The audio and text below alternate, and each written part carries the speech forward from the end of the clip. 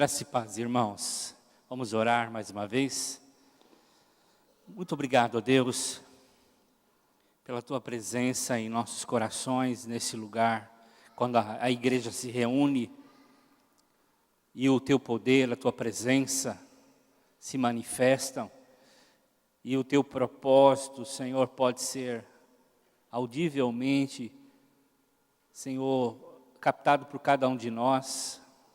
O Teu desejo, o Teu querer, a Tua vontade soberana para cada um de nós. Senhor, continue ministrando ao nosso coração, que o Teu Espírito Santo encontre lugar, encontre acesso, encontre entradas no nosso coração para falar, para continuar falando, para a glória do Teu santo nome, Senhor. Amém. Eu gostaria de continuar falando sobre discipulado. Os irmãos já têm ministrado alguns domingos. E eu queria falar sobre a chave do discípulo verdadeiro. Deus tem algumas chaves, ou tem uma chave para a nossa vida como discípulo, que de fato abre muitas portas, abre muitas possibilidades. E nós precisamos aprender e tomar, de fato, atenção e aplicarmos na nossa vida, para que não só daquilo que nós achamos que é espiritual, mas lembrando aos irmãos que toda a nossa vida é espiritual. Não existe dicotomia, divisão entre sacro e profano, entre aquilo que é de Deus, aquilo que não é de Deus na nossa vida. Tudo na nossa vida, como discípulo, como pessoas que estão sendo tratadas pelo Senhor, filhos de Deus, estão nos passos de Jesus, tudo é espiritual. Tudo é espiritual. O que você faz na sua casa, o que você faz no seu trabalho, como você se relaciona, tudo é espiritual. E nós não podemos fazer essa dicotomia, essa separação, e entendermos que há uma chave poderosa para todas as áreas da nossa vida, e vamos ver um pouco dela. Eu gostaria que você abrisse a sua Bíblia em Mateus, capítulo 4, nos versos 18 a 22. Mateus, capítulo 4, versos 18 a 22. Capítulo 4, versos 18 a 22. O início do ministério de Jesus, ele começa a separar os seus discípulos, chamar os seus discípulos, e então ele traz, Mateus registra o seguinte fato. Jesus estava andando pela beira do lago da Galileia, quando viu dois irmãos que eram pescadores, Simão, também chamado Pedro, e André. E eles estavam no lago, pescando com redes, e Jesus disse: venham comigo, e eu ensinarei vocês a pescar gente. Eles largaram logo as redes e foram com Jesus. Um pouco mais adiante, Jesus viu outros dois irmãos, Tiago e João, que eram filhos de Zebedeu. Eles estavam no barco junto com o pai, consertando as redes. Jesus chamou os dois e no mesmo instante eles deixaram o pai, o barco e foram com ele. Discipulado é um relacionamento, irmãos. Quando falamos em discipulado, estamos falando de relacionamento. Há um relacionamento na questão do discipulado. Discipulado é um relacionamento. Não é uma sala de aula, não é um momento que você se separa. Discipulado é vida. É vida na vida. Por isso é um relacionamento. É um relacionamento de Deus na nossa vida. É um relacionamento diário, constante.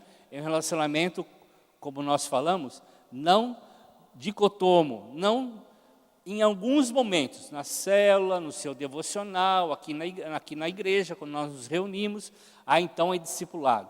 Discipulado é um relacionamento de 24 horas, 7 dias por semana. Discipulado é a vida de Deus se instalando ou se posicionando na nossa vida. E nós aprendemos então a andar como Cristo andou, a falar como Cristo falou, a reagir como Cristo reagiu. Isso é discipulado.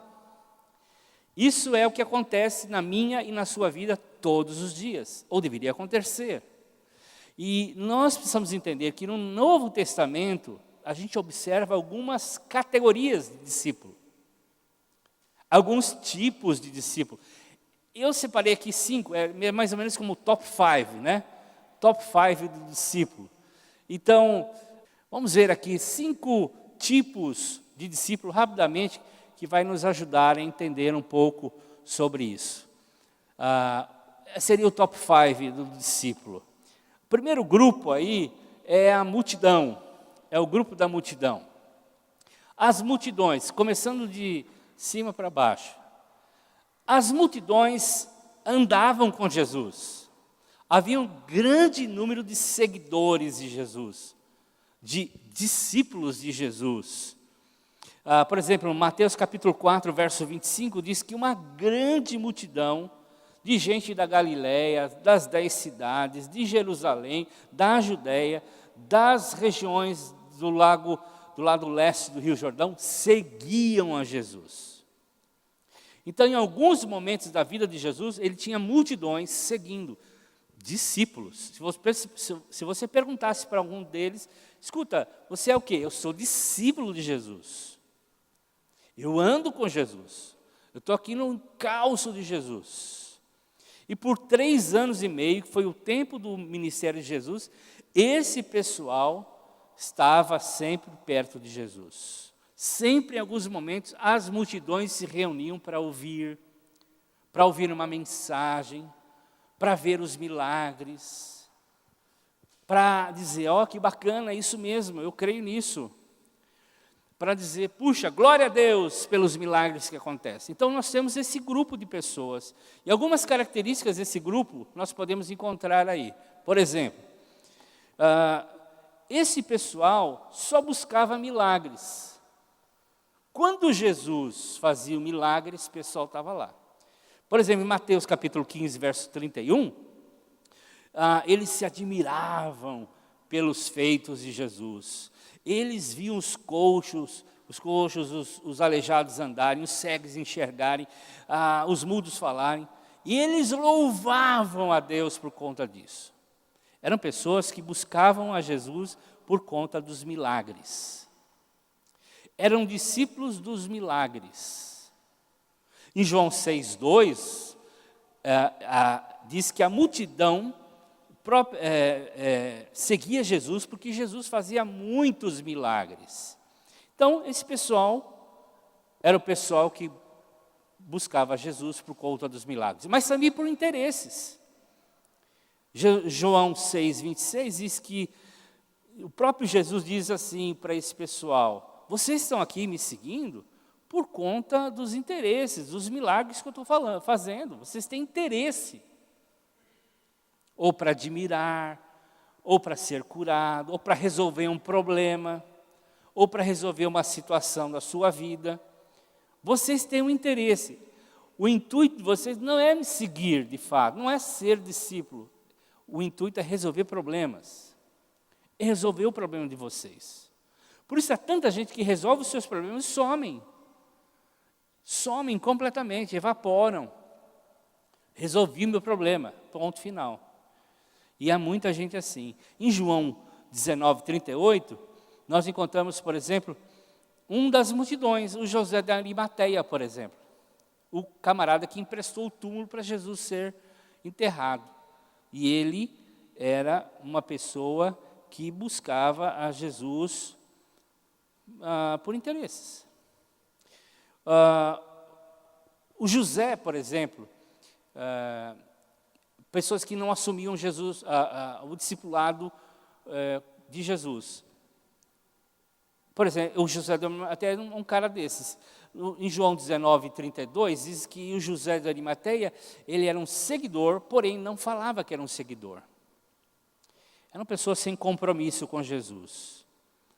Eram pessoas que estavam na multidão, aplaudiam a Jesus, mas a mesma multidão que aplaudiu Jesus foi a mesma multidão que diz: crucifica-o, liberta Barrabás, deixa ele livre e Jesus vai no lugar dele. Então, esse pessoal é um pessoal sem compromisso. Esse é um pessoal sem qualquer tipo de relacionamento com Jesus. Há interesses em jogo, há apenas envolvimento na questão de ver milagres e resolver problemas, e ponto final. Hoje em dia, nós temos muitas pessoas assim. Muitas pessoas que estão buscando Jesus por interesses pessoais, para verem sinais, ou para tentarem resolver um problema pessoal. O quarto tipo de discípulo são os discípulos esporádicos, aqueles, por exemplo, como os 70. Jesus tinha um grupo de 70 pessoas, também seguidores ou pessoas que eram discípulos. Uma vez ele mandou esse pessoal de 2 em 2 visitar cidades, e eles fizeram milagres, e eles expulsaram demônios. E esse grupo serve Jesus, esse grupo gosta de fazer coisas para Jesus. Esse grupo quer fazer coisas para Jesus. Usam seus dons, porque eles recebem dons. Usam os seus talentos para servir ao Senhor. Mas eles valorizam mais os meios do que o fim. O próprio Jesus, em Lucas capítulo 10, versos 17, diz assim, que eles voltaram admirados, os 70 voltaram admirados porque podiam fazer tudo isso. Curar enfermos, expulsar demônios, enfim. E Jesus, no verso 22 do capítulo 7 de Mateus, diz assim, escutem, não fiquem admirados pelo que vocês podem fazer, mas fiquem firmes, porque o nome de vocês está escrito no livro da vida. Então, esse tipo de discípulo é aquele que procura conselhos, procura apenas fazer coisas. Nicodemos foi um desses, por exemplo. Em João 3, ele foi lá nas espreitadas da noite ouvir Jesus, um conselho de Jesus. O jovem rico, por exemplo, que foi lá e diz, olha Jesus, eu sou um cara bom, bacana, eu faço isso, eu faço aquilo, eu faço bastante coisas. Como Nicodemos, que era um religioso e fazia muitas coisas. E o jovem rico também pôde pôr uma lista de coisas que ele fazia. Também, aqueles discípulos que Jesus chama em Mateus capítulo 8, nos versos 18 a 22, que procuraram Jesus e falaram assim, Jesus, eu posso seguir o Senhor? Eu posso ser um discípulo? Sim, pois não, venha. Não, mas deixa eu primeiro fazer isso. Deixa eu primeiro fazer aquilo. Deixa eu primeiro resolver um problema. Ou seja, as suas prioridades e agendas estavam completamente fora da agenda de Jesus. E Jesus disse o que para essas pessoas? Olha, então não precise me seguir. Essas pessoas ainda não descobriram a pérola de grande valor. Elas não descobriram a pérola de grande valor. Elas não sabem, elas não descobriram que Jesus e o reino valem muito mais das coisas que elas estão fazendo. E Jesus se preocupa com essas pessoas porque elas podem ser aquelas religiosas, mas anêmicas na fé, incrédulas, apáticas, mornas, pessoas mornas, incrédulas, apáticas, que com ótica religiosa, que creem, que leem a Bíblia, e fazem coisas, mas podem ser aquelas que Jesus vai dizer assim: eu não conheço vocês. Mas Jesus, nós expulsamos demônios, fizemos isso, fizemos aquilo em teu nome. E Jesus disse o que para elas? Eu não conheço vocês. Eu não sei quem é vocês. Eu não entendo quem é vocês. Em Mateus capítulo 13, versos 45 e 46. Jesus fala isso. Eu não sei quem é vocês. Então, o relacionamento dessas pessoas com Jesus é muito superficial. É um relacionamento de eventos, de coisas, de fazer coisas, de realizar coisas. E Jesus não veio para esse tipo de relacionamento, nem de multidão e muito menos de discípulos não comprometidos. As características, por exemplo, desse pessoal, é que eles são superficiais, eles não querem ser tratados no seu caráter, tem um temperamento forte, diz, não, ó, tá bom, Deus fala assim, mas eu acho melhor assim. Não abrem mão da sua agenda, das suas prioridades. Elas dão respostas muito superficiais e não vivem e não praticam a palavra. Elas estão apáticas e estagnadas na fé. Elas não crescem mais. Há um nanismo espiritual. Elas não rompem mais a fé para uma vida abundante e abençoada. Nós precisamos tomar cuidado se nós não estamos nesses dois grupos. E os próximos 3 grupos é de um discípulo verdadeiro. Vamos ver algumas coisas dos discípulos verdadeiros. Primeiro, os discípulos verdadeiros são aqueles mais íntimos de Jesus. Jesus chamou 12 para andar com eles, para discipular. Durante esses 3 anos e meio, esses homens, essas pessoas caminharam com Jesus, viram Jesus, foram ensinados por Jesus, foram ministrados por Jesus. Eles tinham um relacionamento que transformou a vida deles. Mais próximo dos 2, porque esses 3 próximos categorias, os discípulos verdadeiros, os 12, mas agora tem um nível mais um pouco profundo, que é o nível dos 3, que é Pedro, Tiago e João, estavam mais pertinho de Jesus. Eles viram a transfiguração de Jesus. Eles foram chamados para orar no Getsêmani e ver a agonia de Jesus. Eles tinham uma intimidade um pouco mais profunda. E o primeiro aí, que é o próprio João, né, o discípulo mais chegado, que era o João. Entre aspas aqui, irmãos, não sei se era mais próximo, porque ele mesmo se autodenominou o discípulo amado. Ele se sentia tão amado, se sentia tão querido por Jesus, que ele mesmo se denominou o discípulo amado. Ah, eu sou o discípulo amado, eu sou um camarada mais pertinho de Jesus. Embora ele até reclinou a cabeça no peito de Jesus, obrigado, querido, no peito de Jesus, quando ele estava na ceia.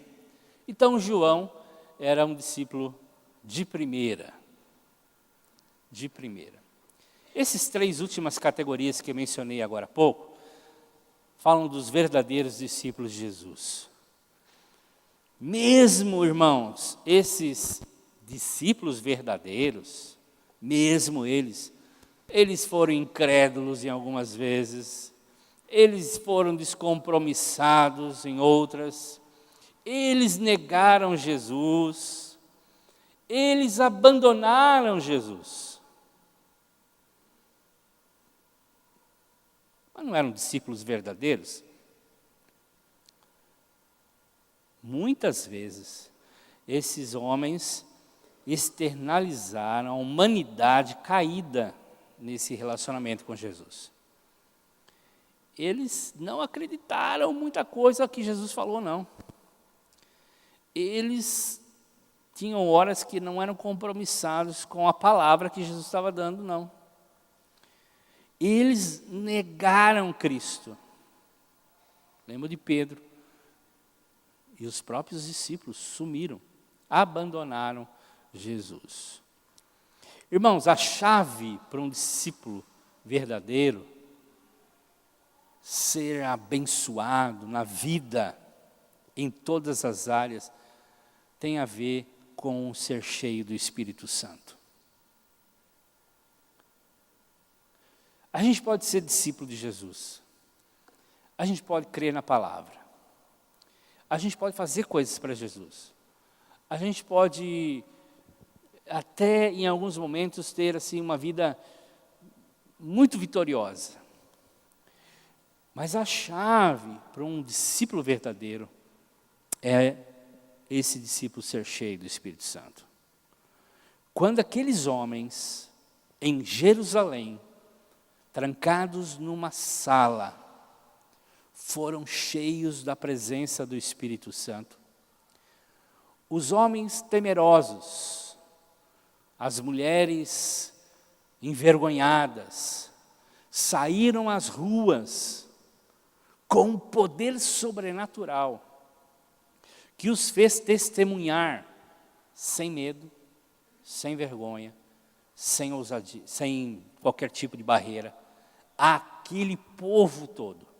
E a vida dos discípulos, a partir daquele momento, sendo cheias constantemente pela presença do Espírito Santo, transformou ou colocou o mundo de cabeça para baixo. O segredo da vida de um discípulo verdadeiro é o seu enchimento com o Espírito Santo. É algo que nós temos que buscar. É algo que nós devemos almejar todos os dias. Senhor, me encha com teu Espírito. Nós somos cheios com a oração, quando oramos pedindo. Nós somos cheios quando estamos juntos orando. Nós somos cheios quando estamos buscando a presença do Espírito Santo. Nós somos cheios quando nós estamos lendo a palavra e desejando que isso aconteça na nossa vida. E quando isso acontece, eles abrem mão da sua independência. Eles estão próximos a uma ousadia tremenda. Eles não têm vergonha e não têm medo de testemunhar do Evangelho e de dar a sua vida por amor a Jesus. Eles começam a ter vitória em suas vidas, nos seus relacionamentos, na sua vida em si. Aqueles homens começam a experimentar os milagres de Deus na sua vida, mas também começam a experimentar os milagres sendo feitos pelas suas mãos, porque as suas vidas agora estão totalmente envolvidas pela presença do Espírito Santo. Neles o caráter de Deus, de Jesus é formado, e o discipulado se conecta. Não há como viver a vida de Cristo sem a obra do Espírito, sem o enchimento do Espírito. É Ele que começa a boa obra, e Ele que termina a boa obra. Ele é que nos dá poder para viver o amor, a bondade, a mansidão, porque é fruto do seu Espírito. Então, quando nós, discípulos, que amamos a Jesus, e lutamos com as nossas dificuldades, com os nossos problemas, entendemos que a chave é uma vida cheia do Espírito Santo, nós começamos a experimentar um sobrenatural na nossa vida. Nós começamos a crescer de uma forma exponencial na vida cristã. Os discípulos começaram a ser transformados no seu caráter. Medrosos começaram a ter ousadias. Aqueles que negaram, davam testemunho ousado aos reis, aos príncipes, às autoridades do que tinham passado com Jesus. Por exemplo, Pedro tinha um temperamento iracundo. Era um cara irado, cortou a orelha do guarda. Era um camarada que mandou pôr fogo, ele e alguns discípulos. Ah, Senhor, esse pessoal aí de Samaria, põe fogo neles, acaba com eles. Eram pessoas que tinham um temperamento difícil. Mas quando foram cheios do Espírito Santo, houve uma transformação. E você lê a carta de Pedro, as cartas de Pedro, você vai ver o amor de Pedro. O amor que Deus derramou sobre ele. O Espírito Santo o tomou e o encheu de amor. Tomé, o incrédulo, o discípulo incrédulo, que não acreditaram, eu só acredito que se eu ver. Se eu ver as mãos, eu vou acreditar. Eu não acredito. Eu só vou, se eu crer, se eu ver. E quando o Espírito Santo o encheu, não estão relatos bíblicos, mas históricos, dizem que ele foi para a Índia. E há uma igreja tomista até lá, até hoje lá. E ele foi pregar o evangelho em lugares que nunca e jamais alguém pregou. Os discípulos todos carregavam medos, preconceitos, religiosidade, incredulidades, eram centrados neles mesmos. Uma vez, eles estavam brigando entre eles para saber quem vai sentar ao lado de Jesus. Eles eram assim, mas quando foram cheios do Espírito Santo, entenderam que maior é aquele que serve, e começaram a lavar os pés uns dos outros. Eles possuíam uma intimidade e uma transparência nos seus relacionamentos com Jesus. Eles oram, eles anseiam por Jesus, eles respondem positivamente à palavra, eles são agora submissos, não questionadores, submissos à palavra, eles começam a crescer na fé, eles estão abertos, são maleáveis, não são agora troncudos, homens rudes, pescadores, agora se transformaram em discípulos verdadeiros, cheios do amor de Deus, que transformaram o mundo. Eles começaram a experimentar uma vida de vitória. Não só nos livramentos que eles tiveram, quando as cadeias se romperam, e eles saíram pela porta da frente das cadeias. Não só nesses momentos, mas eles viram os coxos se levantarem no poder do Espírito Santo. Eles viram pessoas sendo transformadas, a igreja crescendo, suas vidas sendo usadas poderosamente para tocar a vida de outras pessoas. Eles começaram a ter clareza naquilo, nos princípios da palavra de Deus. Há muita gente que não entende. Há muita gente que lê e não entende a Bíblia. Há muita gente que não entende o espírito da Bíblia, o espírito que vai por trás das letras. Porque precisam ser cheios do Espírito Santo e ganhar um espírito de revelação das Escrituras. Só com um enchimento do Espírito Santo, constante, contínuo, nós poderemos ser verdadeiros discípulos de Jesus. Senão, continuaremos tímidos, de uma vida espiritual muito fraca, muito débil, sem abrir mão das nossas agendas. Nós às vezes queremos, nós às vezes até nos esforçamos, mas não é por força humana, é por uma obra do Espírito. E quando nós nos enchemos do Espírito Santo, o verdadeiro discípulo ganha a chave para ligar, para desligar, para abençoar, para livrar, para curar. Nós precisamos ser cheios do Espírito Santo. E quando nós entendemos isso, nós estamos prontos a responder positivamente ao ID de Deus. ID a todo mundo. Mas nós vamos no poder do Espírito Santo, na unção do Espírito Santo. Deus vai nos capacitar, porque o seu Espírito está em nós, transbordando da sua vida e do seu poder. É isso que nós precisamos, irmãos. Essa é a nossa oração nessa noite. Que nós, como discípulos de Jesus, possamos buscar todos os dias um enchimento do Espírito Santo. É como uma caixa de água da sua casa. Quando ela está vazia, você sofre. Escassez, começa a ter problemas dentro da sua casa. Mas quando ela está cheia e permanece cheia, você não passa dificuldades. Você não passa problemas. Ela supre e sempre suprirá as suas necessidades. Assim é o enchimento do Espírito Santo.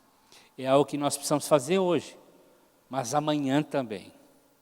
E depois da manhã. E para isso nós precisamos esvaziar de nós mesmos. Pedir que Ele nos limpe, nos purifique, nos retire aquilo que está impedindo uma vazão maior da sua presença. Para que nós possamos ser verdadeiros discípulos de Jesus. Amém, queridos? Vamos orar uns pelos outros agora, para que Deus encha a vida do nosso irmão, do seu Espírito, da sua presença. Vamos fazer isso? Fique em pé. Ore com o irmão do lado. Ore para que ele seja cheio do Espírito Santo. A Bíblia diz isso. Enchei-vos do Espírito Santo. Não tenha receio de orar pelo irmão, dizer, Senhor, enche o irmão. Enche meu irmão, minha irmã, do teu Espírito. Mais de ti, Senhor. Mais o teu Espírito. Mais a tua presença.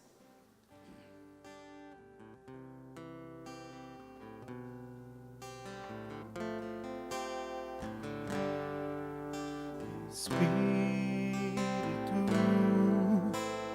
enche a minha vida, enche-me com teu poder, pois de ti eu quero ser. Espírito, enche o meu ser. Espírito, enche a minha vida, enche-me com teu poder, pois de ti eu quero ser. Espírito, enche meu ser. As minhas mãos eu quero levantar e em louvor te adorar. Meu coração eu quero derramar diante do teu altar. E as minhas mãos eu quero levantar e em louvor te adorar. E meu coração eu quero derramar diante do teu altar. Diante do teu altar. Diante do teu altar. Amém. Deus abençoe você, sua casa, essa semana seja cheia do Espírito Santo. Amém? Deus abençoe.